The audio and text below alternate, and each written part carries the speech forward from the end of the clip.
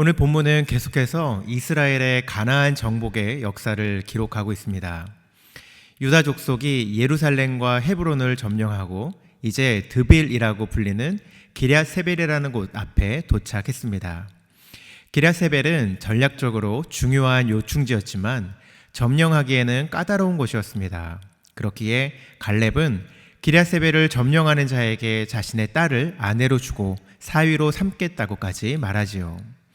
여기에서 사사기의 첫 번째 사사인 온니엘의 이름이 등장합니다. 갈렙의 아우 그나스의 아들 온니엘입니다.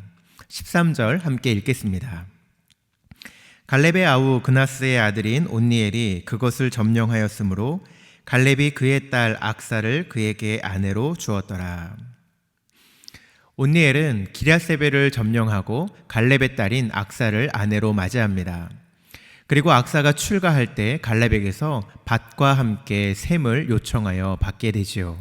15절 말씀 읽겠습니다. 이르되 내게 복을 주소서 아버지께서 나를 남방으로 보내시니 샘물도 내게 주소서 하매 갈렙이 윗샘과 아랫샘을 그에게 주었더라. 이스라엘은 매우 건조한 땅입니다. 이런 곳에서 물은 생명과 같지요. 그러기에 샘물을 구하는 것은 당연했을 것입니다. 그런데 갑자기 16절에 모세의 장인이 갠 사람이라며 남방에 유하고 있다는 말씀이 나옵니다. 16절 말씀 한 번 더 보시겠습니다. 모세의 장인은 갠 사람이라 그의 자손이 유다 자손과 함께 종려나무 성읍에서 올라가서 아란 남방의 유다 황무지에 이르러 그 백성 중에 거주하니라.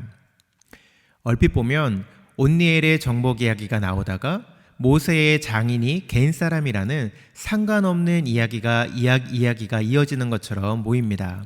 하지만 온니엘이 앞으로 거주하게 될 남방 지역이 모세의 장인이 거주하고 있었던 곳임을 이야기하면서 그 땅이 어떤 곳인지 부연 설명해주고 있음을 우리는 알 수 있습니다. 17절 말씀은 유다와 시므온의 연합 공격과 승리를 통해 얻은 시므온의 기업을 소개합니다. 유다와 시므온 지파는 아랏의 남서쪽에 위치한 스밧의 가나안 거주민을 쳐서 진멸합니다. 정복 보고에서 처음으로 진멸하다라는 말이 등장합니다. 17절 말씀 읽어드리겠습니다. 유다가 그의 형제 시므온과 함께 가서 스밧에 거주하는 가나안 족속을 쳐서 그곳을 진멸하였으므로 그 성읍의 이름을 호르마라 하니라. 가나안 족속의 진멸은 하나님 명령에 대한 순종입니다. 그들은 진멸의 의미를 부각시키며 그 성읍을 진멸이라는 뜻을 가진 호르마로 불렀습니다. 18절에서 20절 말씀은 유다의 정복에 대한 마지막 기록입니다. 그동안 남부를 공략한 유다 지파는 서쪽 해안으로 방향을 돌려 블레셋 성읍인 가사와 주변을 점령하고 북쪽으로 올라가며 아스글론과 에글론 및 주변 지역을 차지합니다.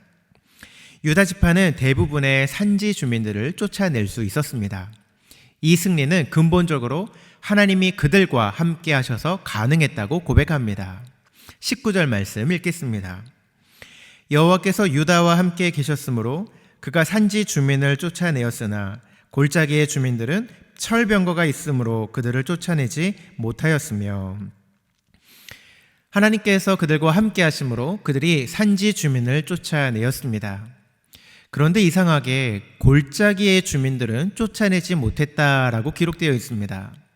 골짜기의 주민들을 쫓아내지 못한 이유가 그들이 갖고 있던 철병거 때문이라고 합니다. 물론 이스라엘은 산지 전투에 익숙했고 가나안 족속의 철병거 또한 산지에서는 무용지물이었기 때문에 산지 주민을 몰아내는 일이 골짜기 주민들을 몰아내는 것보다 상대적으로 수월했을 것입니다.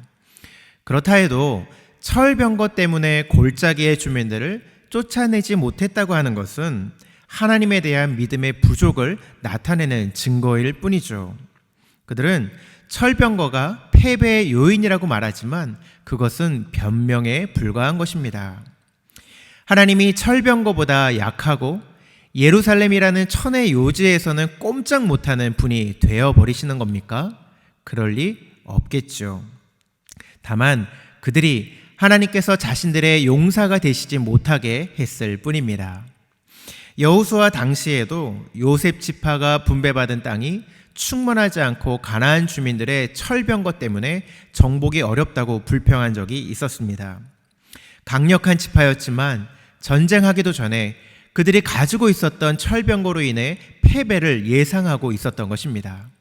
하나님이 그들과 함께 하신다고 했음에도 불구하고 말입니다. 사랑하는 금강의 성도 여러분, 하나님께서는 제한되시는 분이 아니십니다.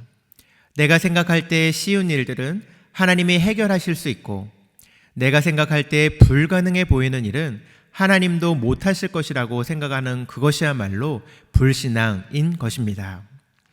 하나님께서 말씀하시면 홍해도 갈라지고 10가지 재앙도 내리시는 분이심을 우리는 잊지 말아야 할 것입니다. 오늘도 하나님께서 우리와 동행하심을 믿으시기 바랍니다. 내가 넘지 못할 불병거와 같은 장애물이 있다면 하나님의 손에 맡기시기 바랍니다. 하나님은 우리를 안고 넘어가 주실 것입니다. 나만의 철병거를 생각하며 낭망하며 핑계하는 우리의 모습이 아닌 주님만 신뢰하며 담대히 걸어가는 우리들의 멋진 인생길이 되시기를 주님의 이름으로 소망합니다. 함께 기도하시겠습니다.